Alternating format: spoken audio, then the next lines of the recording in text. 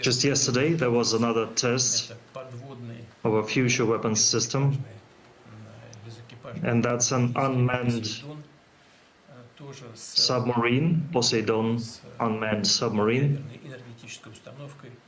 with a nuclear power plant.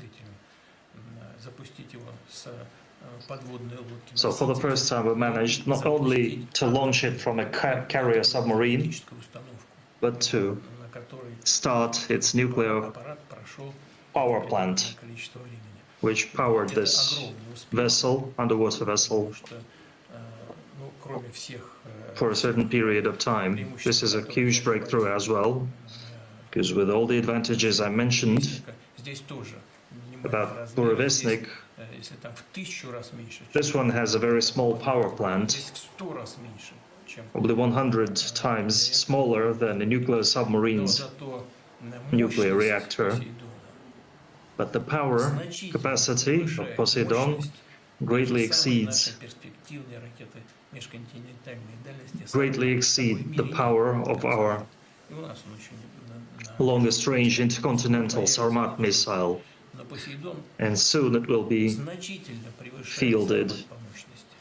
And Poseidon greatly exceeds Sarmat in capacity and power and in depth and speeds of underwater propulsion. There are no rivals to it, and there are no ways of intercepting it. I think Russia has confirmed that it successfully tested the Poseidon, a nuclear-powered, nuclear-capable underwater torpedo. The announcement was made by President Vladimir Putin, who said the test marked the first time the torpedo's nuclear propulsion system had been activated after being launched from a submarine. The Poseidon is one of Russia's most secretive and advanced weapons. It is designed to travel long distances underwater and can carry a nuclear warhead capable of causing massive destruction along enemy coastlines by creating radioactive tsunamis.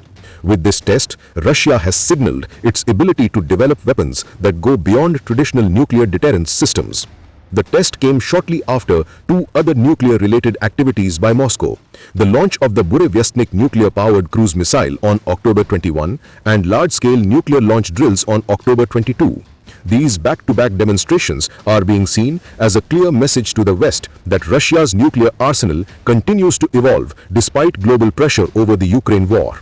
The Poseidon project was first unveiled by Vladimir Putin in 2018 during his annual state address. At the time, Russia presented it as part of a new generation of strategic weapons aimed at countering the growing missile defense capabilities of the United States and NATO. The roots of this development go back to 2001, when the US withdrew from the 1972 Anti-Ballistic Missile Treaty, a key agreement that had limited missile defense systems on both sides. After that withdrawal, Washington began to develop global missile shields. Moscow viewed this as a direct threat to its nuclear deterrence and started developing advanced systems that could bypass or overwhelm these defenses.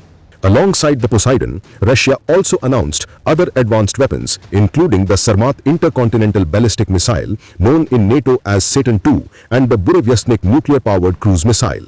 Together, these weapons form part of Moscow's modernization of its nuclear arsenal. Poseidon, which NATO refers to as Kanyon, is essentially a cross between a torpedo and a drone.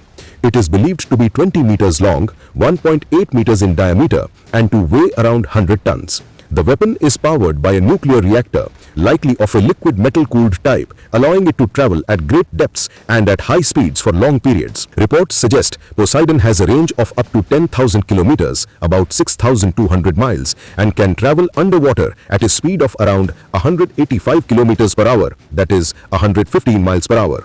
Much faster than conventional submarines or torpedoes. It is designed to carry a nuclear warhead of around 2 megatons, though Russian media claims the yield could be higher. Such a warhead would be strong enough to destroy large coastal cities or naval bases and create a massive radioactive wave. Russia's stated purpose for developing Poseidon is to ensure its ability to retaliate under any circumstances. Because of its nuclear propulsion, Poseidon can remain underwater for long durations and reach targets from unexpected directions, making it extremely difficult to track or intercept. The Poseidon is expected to be deployed on special submarines built to carry it, such as the Belgorod and Khabarovsk class vessels. each submarine could potentially carry multiple Poseidon torpedoes. If fully operational, Poseidon would represent a new kind of strategic deterrent, one that can threaten coastal infrastructure and population centers without relying on conventional delivery systems like missiles or aircraft. However, as of now, the full operational status of Poseidon remains unclear. The recent test marks a major milestone, but independent verification of its capabilities is limited.